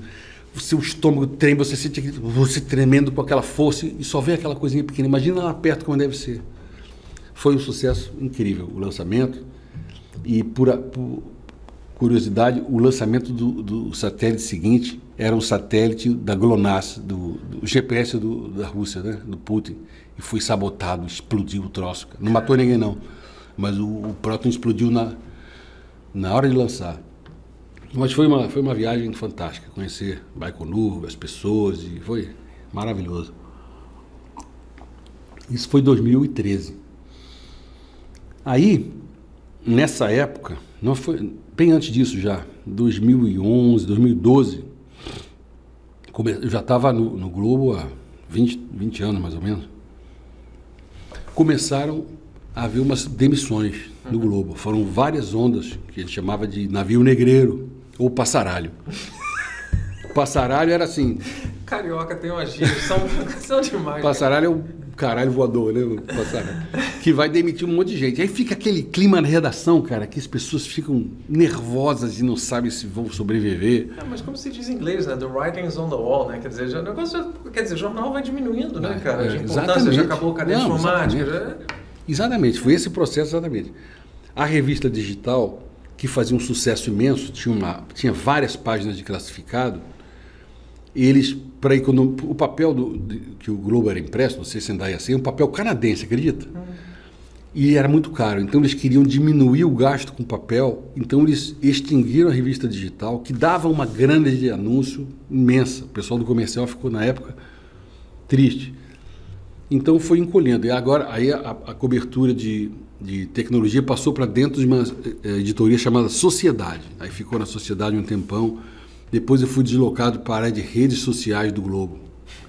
Então eu trabalhava, porque o Globo publica no papel, no online, e tem as publicações nas redes sociais, Facebook, Twitter, e na época tinha Google+, e é isso.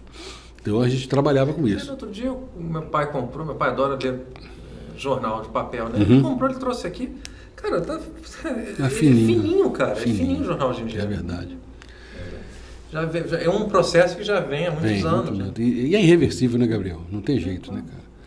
Mas no tempo que a gente fazia matéria era fascinante fazer a matéria para o impresso, né? Tem toda a mística da diagramação, do horário de fechamento. Porque, principalmente aqui no Rio, o pessoal, muita gente ainda se lembra da época que eu escrevi para o Dia. Quer dizer, é incrível isso. Como marca, sabe? né, cara? Como marca. A marca. Sabe, e é incrível, porque em termos de número de leitores, na mesma época eu tinha muito mais leitores no Clube do Rádio do que no Dia, mas o pessoal, que tinha minha foto e tal, o pessoal guarda. E também no Dia, você tinha no Globo também, tinha uma penetração do povão, né? Com todo mundo no extra também. Então, qualquer um, ainda era hoje... Era muito engraçado, eu ia visitar minha avó com frequência, porque a gente era muito próximo, os porteiros todos me conheciam por causa do jornal, entendeu? E aí, exatamente. Você acaba virando celebridade. Ele entendia de computador, mas via minha foto. Ainda queria configurar. Eu não vou esquecer, Gabriel, eu fui chamado um tempo para trabalhar no Tribunal Regional do Trabalho, para ser diretor de tecnologia. Aí, salário ótimo, mas aí desagradei algumas coisas e saí. Mas num jantar tinha uma senhora dessa assim do povão, sentei com ela, usava terno. Aí ela falou, o senhor pelo jeito, uma senhorinha assim, toda arrumadinha, o senhor pelo jeito mexe com o computador, né? Aí eu falei, a senhora tá certa, isso mesmo. Aí ela falou assim, Gabriel, eu entendo muito de computador, sabia? Eu falei, não, então, isso é ótimo. Aí ela falou assim, para você ter uma ideia, o meu megabyte tem 40 gibas. Aí eu... Foi um sufoco para não dar gargalhada. O meu megabyte tem 40 gibas. Eu falei, mas a senhora realmente está muito bem equipada. Aí foi uma graça. Terminamos o almoço e eu conto essa história até hoje. 40... Ah, não, porque antes ela perguntou... Eu estou usando a internet, mas eu queria mesmo era usar uma internet manga larga. Manga larga, minha avó falava isso. Vieram. Minha avó, cara, eu ria com minha avó. Porque minha avó é de outro tempo, né? Minha avó. Por que essas velhinhas... Ela falava uns negócios assim.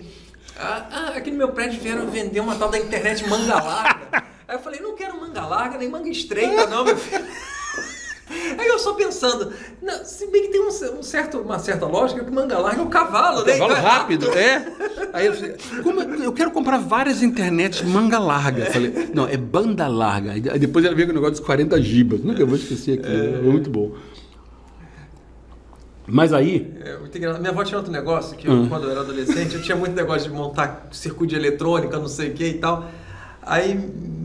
Minha avó, eu chamava o negócio, plug, sabe esses termos que a gente usa, plug. Ela cismou que plug era bugre, ela falava bugre. Um bugre. Esse bugre aqui. Ela não entendia que eu falava plug, ela falava bugre. Muito engraçado. Bom, mas nessa... A gente se divertia, eu ficava zoando ela ficava rindo, ela ria pra engraçado, cara. No tempo das redes sociais, era um trabalho muito mecânico, né, Gabriel? Você imagina, você programava as publicações das redes todas para ficar 24 horas programando, publicando. Aí eu comecei a escrever software para fazer isso dentro da redação. Não tinha ninguém escrevendo software na redação, era só a pessoa trabalhando. E tinha um negócio que eu conheci de muito tempo atrás, que era o QR Code. Mas ninguém conhecia QR Code. Aí eu cheguei para o pessoal da edição lá no Aquário, falei, por que a gente faz uma coisa? Para puxar o leitor para o nosso site, a gente bota um QR Code na primeira página apontando para uma matéria importante que joga para dentro do site. Aí os caras, não, mas isso aí vai complicar. Não é não. Aí fiz uns testes, mandei na impressora lá no Parque Gráfico, lá na Washington Luiz. Aí deu certo um QR Code pequenininho, o celular lia, qualquer celular lia. Aí funcionou, publicaram, funcionou, foi uma festa, funcionou. Aí sabe o que aconteceu? Chegou o pessoal dos sistemas do Globo para mim. 3 caras, gente finíssima. Ô, Cátia, temos que resolver um negócio aqui. O que foi? Não, é porque há alguns anos, poucos anos, encomendaram para a gente o sistema de QR Code para publicar no jornal. Eu falei, e aí? A gente concluiu que era impossível. Como é impossível? Não, eles concluíram lá, tecnicamente era impossível. Eu falei assim, mas vocês não me avisaram que era impossível. Aí eu não sabia que era impossível, aí eu fiz. Não sabendo que é impossível, vai lá e faz. Eu não sabia que era impossível, aí eu fiz, aí deu. O resultado ficou anos ainda. Eu não sei se usam ainda esse QR Code, mas deve usar. Ainda QR Code, hoje em dia, tudo tem QR Code. Engraçado quando você começa a ver as coisas, as pessoas não entendem. Quando surgiu a web, era HTTP, eu tinha que escrever colunas explicando o que era o HTTP, o protocolo, o que era o... Não, o barato, quando começou esse negócio de internet, uma porrada de gente, os e-mails deles eram www.fulano, porque eles achavam que ele não entendia que o www era do HTTP, não era do e-mail. Não é porrada de gente, a gente via né? cadastro do Clube do Hardware. Porra, mas muita gente, o e-mail era www.andré, fulaninho, alguma coisa. zipmail.com.br, alguma coisa assim. Misturava muito tudo, engraçado, né, cara. Mas e aí? Aí o caderno de informática acabou, foi migrando para essa coisa digital, aí acabou também, e aí? Pois é. Bom, aí quando foi 2010, aí que aconteceu um negócio para mim que foi uma virada. Eu sobrevivi a 5 passaralhos. 5 passaralhos, só via nego indo embora.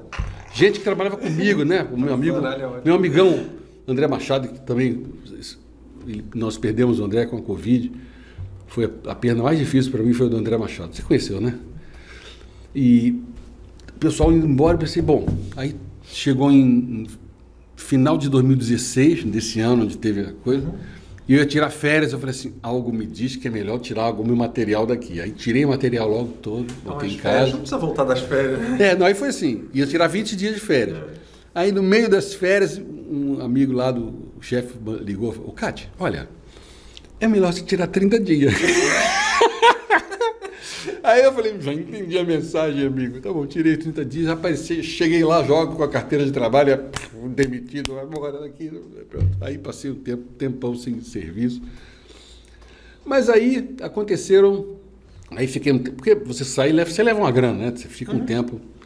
Aí começou a ficar difícil pagar as contas e apareceu o meu sogro, o pai da Luciana, ele era grande no Jornal o Globo. Ele era do Aquário, dos editorialistas do Jornal o Globo. Ele era um dos editorialistas, trabalhava com o Maranhão, os caras fera demais, super cabeça.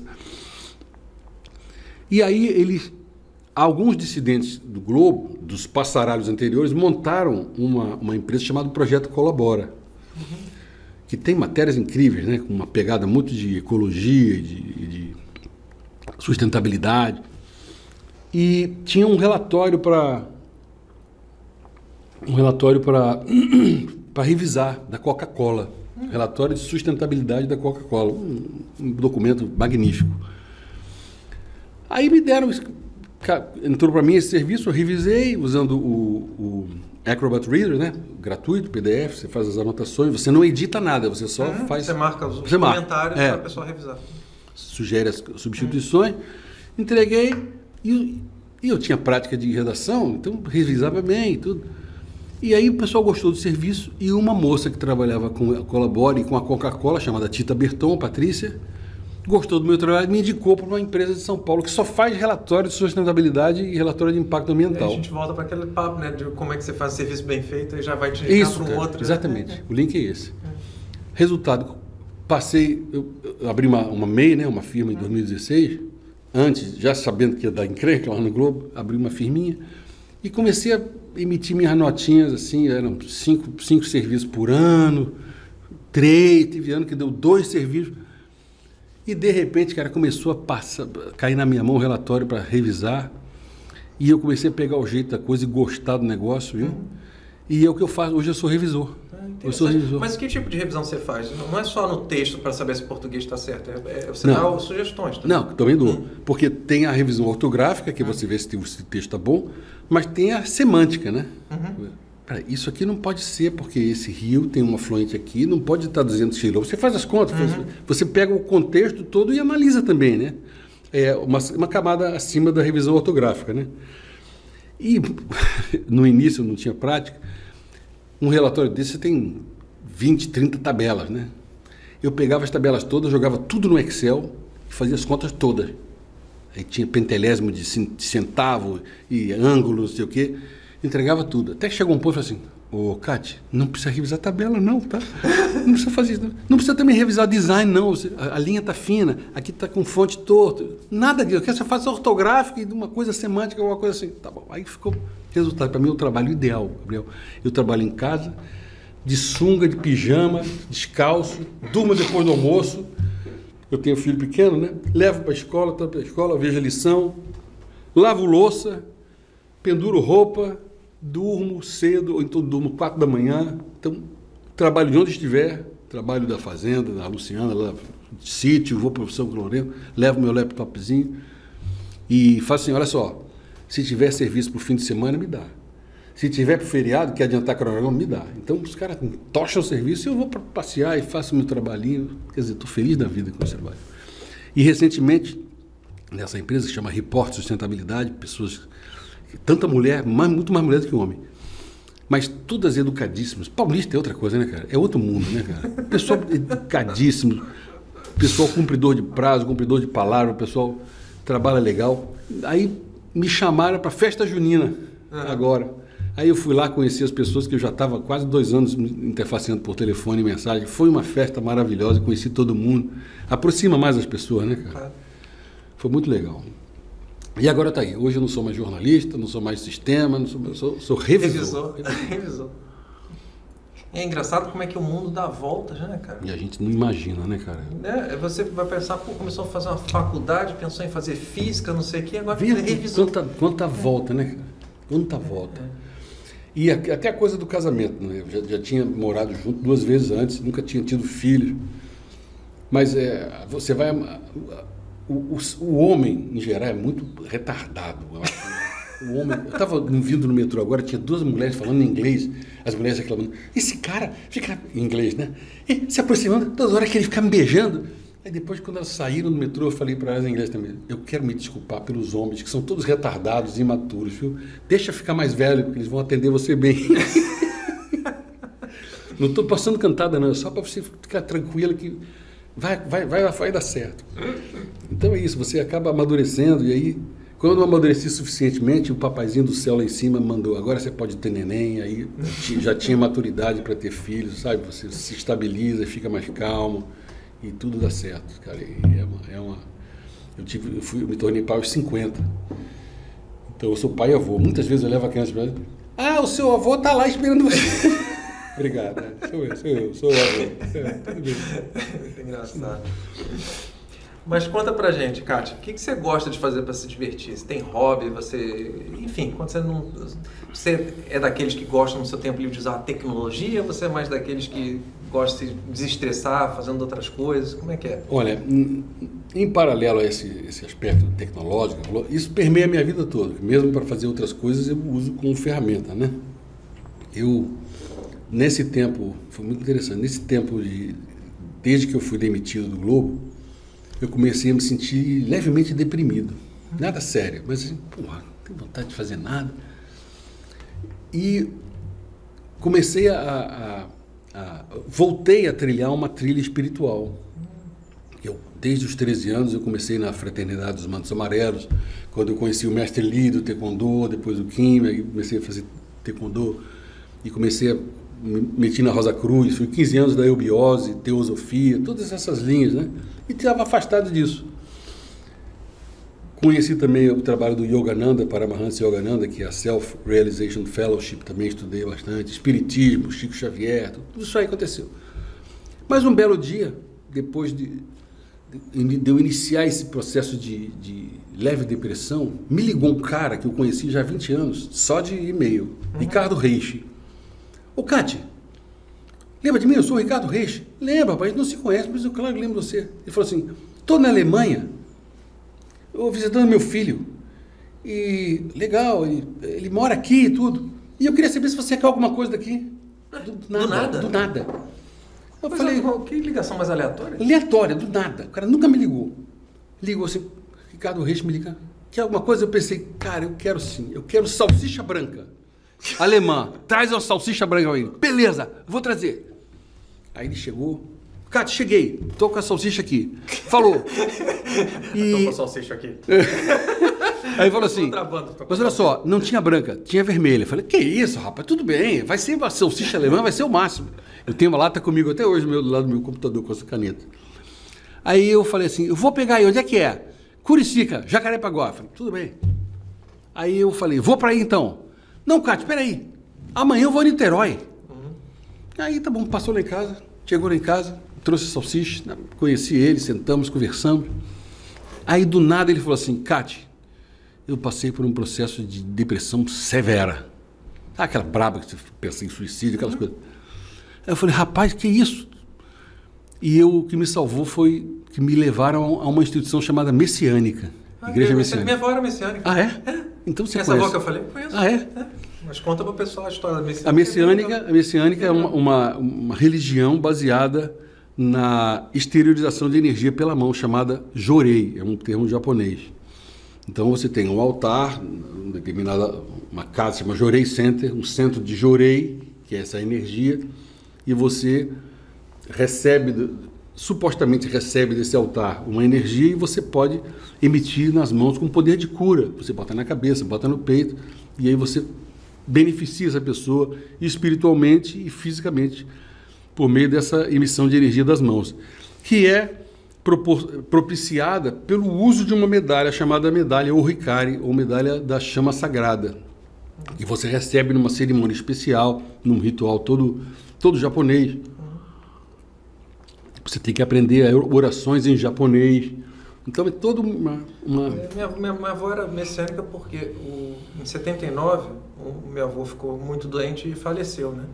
E quem deu muito suporte para minha avó naquela situação muito difícil foi o pessoal da igreja messiânica. Minha avó não era messiânica ainda, foi esse contato que ela teve. E aí ela se transformou? Ela se transformou em messiânica e depois, o resto da vida toda dela, até ela falecer, ela foi messiânica, era dedicante na igreja.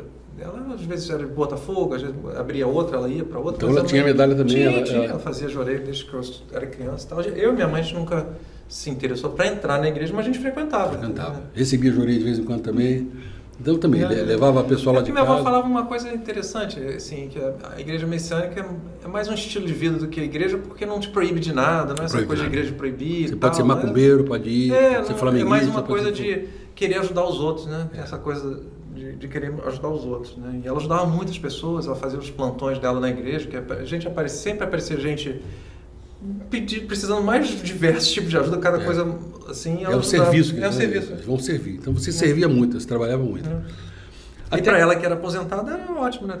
Era o círculo social dela, era a igreja, que é messiânica, e o ACM, né? Que ela frequentava a ACM, que ela fazia natação lá, e essas duas coisas que ela... E é bom que pega um pessoal de um nível muito bom, um pessoal muito bem intencionado, pessoal do bem, né? Muito do bem. Essa amizade dela toda, isso era bom, porque ela era viúva, morava sozinha e tinha esses grupos. Esse grupo, né? Levanta muita pessoa, né, cara? Então, dando... Aí você entrou, foi conhecer a messiânica? Aí fui ao Solo Sagrado em Guarapiranga, onde tem o centro da...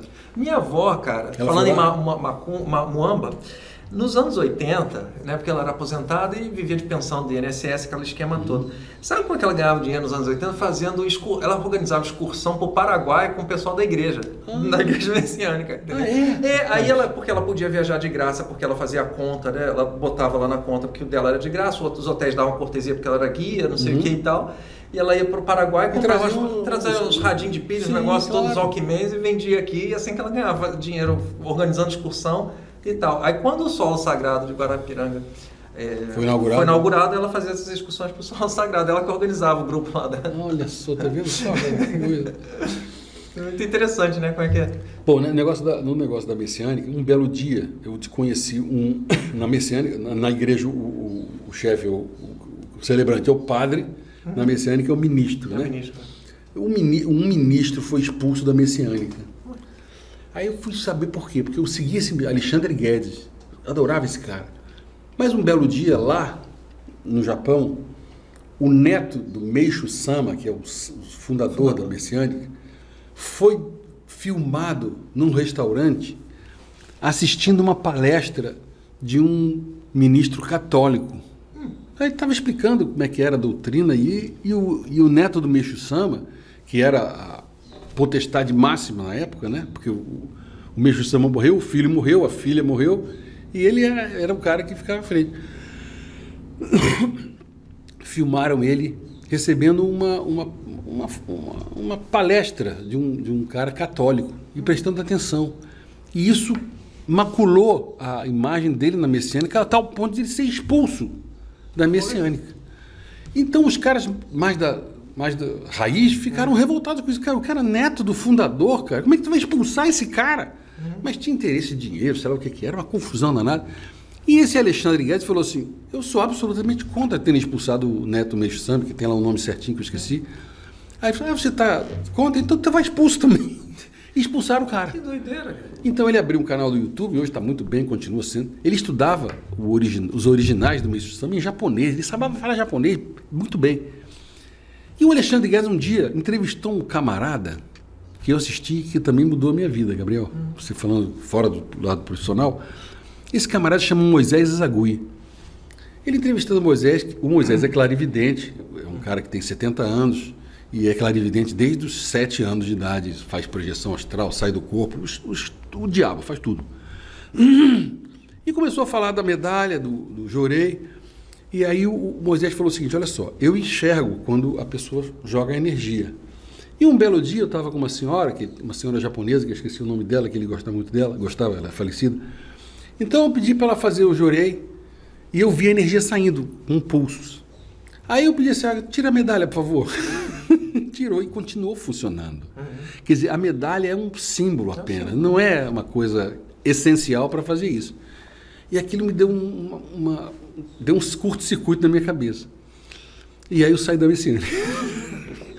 E abracei e comecei a estudar o Centro de Estudos da Consciência, cujo fundador é o Moisés Ezagui. Então hoje eu sigo o Moisés e todos os coordenadores, eles têm um sítio lá em Morungaba, em São Paulo, eu vou para lá de vez em quando. É como se fosse o serviço da Messiânica, só que você vai lá, você vai cavucar chão, vai limpar a folha, vai preparar decoração, vai trabalhar. E nesse trabalho as pessoas conversam e todos crescem, entendeu? Então esse é a minha vida paralela agora, em termos de fora do profissional, das revisões, que eu sou revisor, então sou revisor e sou um seguidor, um aprendiz do Centro de Estudos da Consciência do Moisés Ezagui. Isso é... Muito bacana.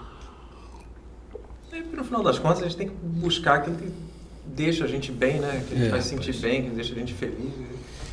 No SEC, que a gente chama SEC, o Centro de Estudos da Consciência, existe uma prática diária chamada tarefa assistencial diária, em que você escolhe 10 minutos do seu dia, todo dia, sem falta, chova, faça sol, e você faz como se fosse um jorei, uma esterilização de energia, para um pool, como se fosse um repositório dessa energia, que é adimensional. São amparadores espirituais que coletam essa energia e ficam olhando quem está precisando. Ali na Ucrânia tem um camarada que levou um tiro. Aqui no Nordeste tem um cara que está mal. Esse cara aqui, acho que ele vai no futuro servir para difundir a mensagem para o bem então deixa eu ajudar esse cara. Então, esse pool serve para ajudar pessoas. E quem contribui para esse pool são todos os membros, são por volta de 500 pessoas, no mundo inteiro, que todo dia fazem 10 minutos de esterilização, que a gente chama de tarefa assistencial diária. A gente projeta essa energia, pensa neles e entrega essa energia. E aí, você pode também botar um parente, um conhecido, com um nomezinho lá para receber. E eu pensei, pô, botei minha mãe, botei minha mulher, botei meus filhos, botei toda a família, vou botar o meu também. Né? Eu estou precisando de trabalho. E fala assim, olha só, bota o que você quiser. Você quer tirar uma unha encravada? Bota o teu nome lá, quero tirar a unha encravada. Você tem câncer no cérebro? Bota lá. Quer vender um apartamento? Eu falei, eu quero trabalho. Lembra que eu te falei que eu tirava 2 notas por mês, por ano, 5? Quando eu botei meu nome, sabe o que aconteceu, Gabriel? Eu passei a tirar 20. Esse ano eu já tirei 80 notas. Maravilha. Eu não sei como é que é, cara, mas funciona. Funciona. Aí é fantástico. Mas é isso. O resto não sei como é que vai ser. O resto da minha timeline, o tempo dirá. Cátia, prazerzaço. Muito obrigado por ter vindo. Excelente papo. E de coração muito quero agradecer você e educativo. Por ter me chamado. É uma honra muito grande. Eu não pude atender antes, porque eu estava enrolado mesmo com esse negócio de serviço, mas só de ver as edições anteriores, aprendi muito com todas elas, cara. Eu conheci coisas de amigos meus de décadas que eu não conhecia, coisas do Abel. Com certeza eles vão falar a mesma coisa assistindo isso. É possível, isso. é. Porque você é um bom entrevistador. Você obrigado. Puxa as pessoas direitinho e vão surgindo as coisas, então dá um abraço aqui, viu? Valeu. Você é um cara muito especial. Obrigado, também, viu? Um abraço. O Clube do Hardware é um dos mais antigos, mais conhecidos e maiores sites sobre tecnologia do Brasil. Estamos no ar desde 1996. Não deixe de acessar e se cadastrar em clubedohardware.com.br. E se você gostou desse vídeo, não deixe de deixar o seu like e se inscrever em nosso canal.